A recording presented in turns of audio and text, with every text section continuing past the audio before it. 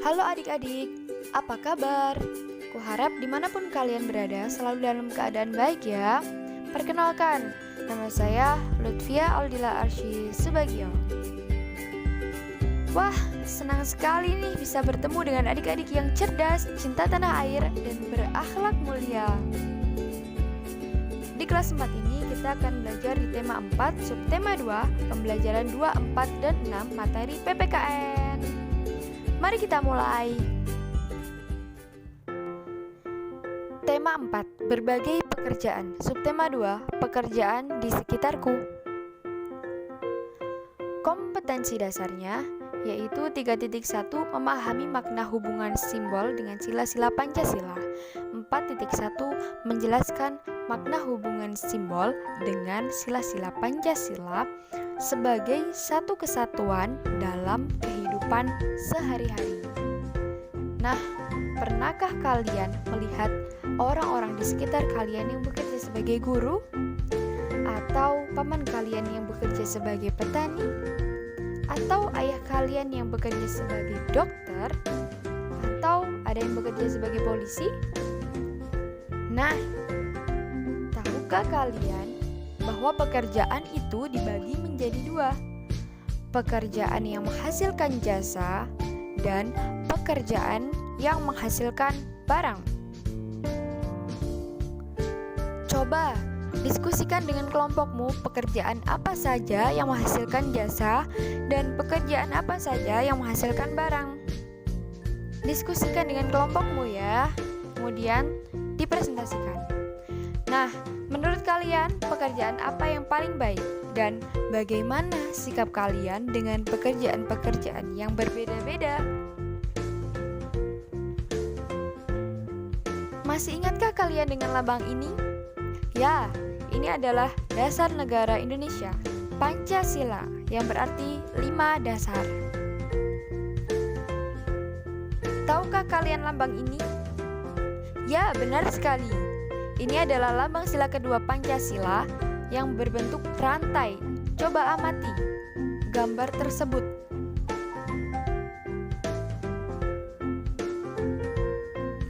Mata rantai berbentuk segi 4 melambangkan laki-laki, sedangkan mata rantai lingkaran melambangkan perempuan.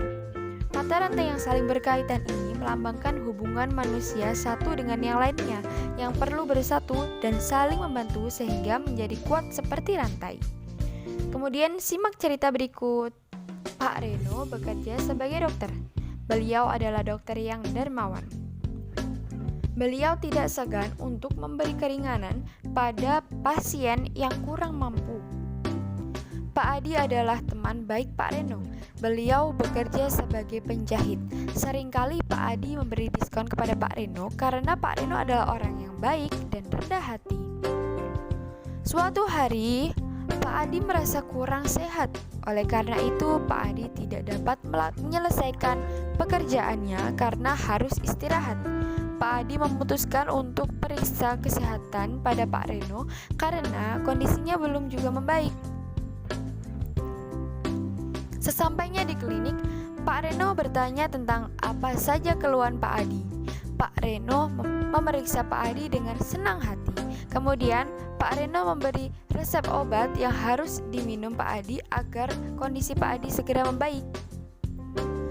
Alhamdulillah, setelah beberapa hari, kondisi Pak Adi berangsur membaik dan beliau mulai melakukan pekerjaannya seperti sedia kala.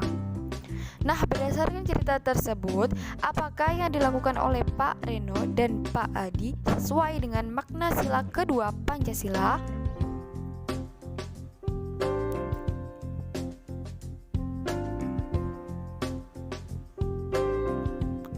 Sila kemanusiaan yang adil dan beradab ini bermakna 1. Setiap manusia setara dan sejajar. 2. Beradab dalam rasa, pikiran, dan tindakan. 3. Anti penjajahan. Dan 4. Mengutamakan kebenaran dan keadilan.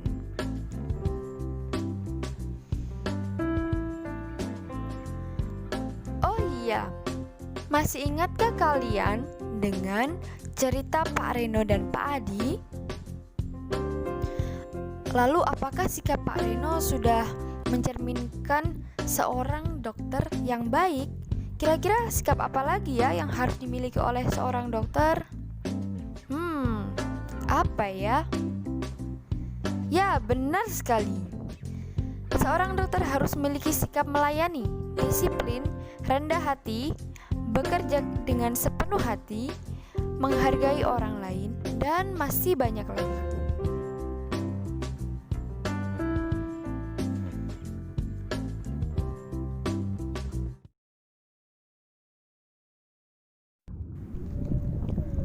Pada suatu zaman, hiduplah sebuah batu yang bernama Boni. Ia merasa damai dan nyaman dengan suasana bumi yang hijau, asri, indah, dan penuh dengan ketenangan. Ia pun bisa tertidur dengan pulas sepanjang hari. Inilah yang ia inginkan selama ini. Meskipun musim terus berganti, namun itu tidak mengusik ketenangan Boni. Boni tetap menikmati tidurnya dengan nyaman. Hingga suatu hari, ia terbangun karena mendengar suara manusia menebang pohon di atas kepalanya. Ia sangat terusik. Ia pun sangat merasa tidak nyaman dengan ini. Ia terbangun dan mencari tempat yang lebih nyaman.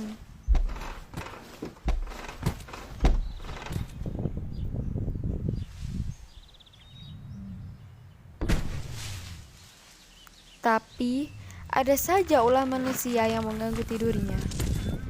Ia dibawa oleh sekelompok orang entah kemana. Diputar-putar jadikan alat.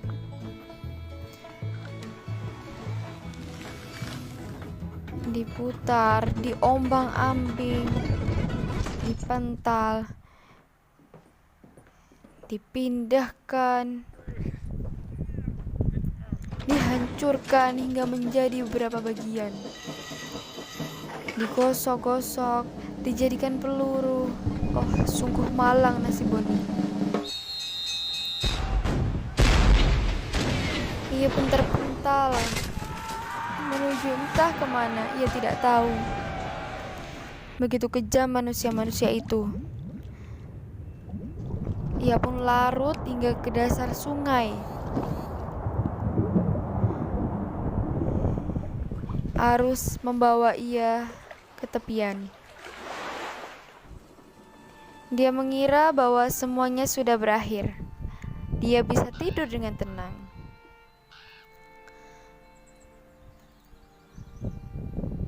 Tapi ternyata tidak. Manusia tetap ingin memanfaatkannya.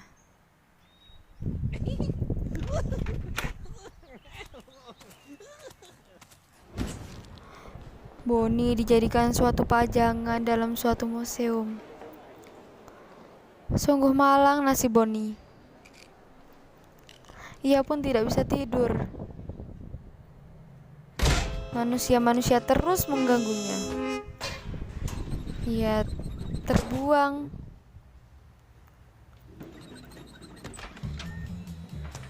Ia terlempar. Ia ditendang-tendang oleh manusia yang tidak bertanggung jawab.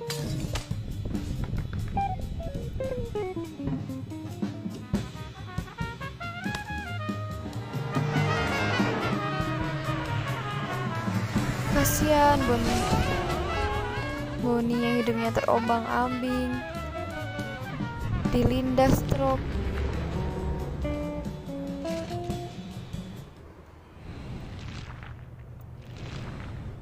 Tubuhnya yang gagah kini pun tinggal tulang. Ia menjadi kecil, lemah, dan tak berdaya. Namun dia tetap berharap. Ia ingin mendapatkan tempat yang nyaman untuk tidur.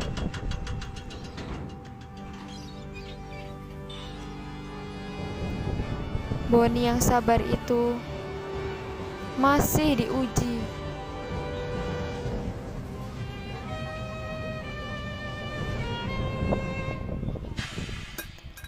Ia dijadikan kepingan-kepingan yang ia tak tahu untuk apa orang-orang ini menjadikanku seperti ini. Ternyata Bonnie dijadikan bagian dari roket.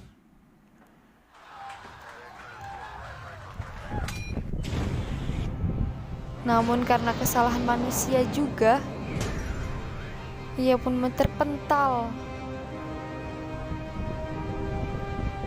mengarah lebih dekat pada matahari dan ia tidak kembali lagi ke bumi.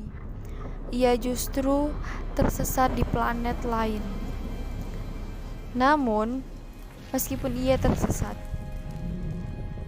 ia menemukan kehidupannya yang jauh lebih baik daripada di bumi, yang tenang tanpa manusia-manusia yang kejam, yang tidak merawat lingkungan. Sekian cerita fiksi dari Bonnie. Cerita ini memiliki banyak sekali pelajaran untuk kita semua.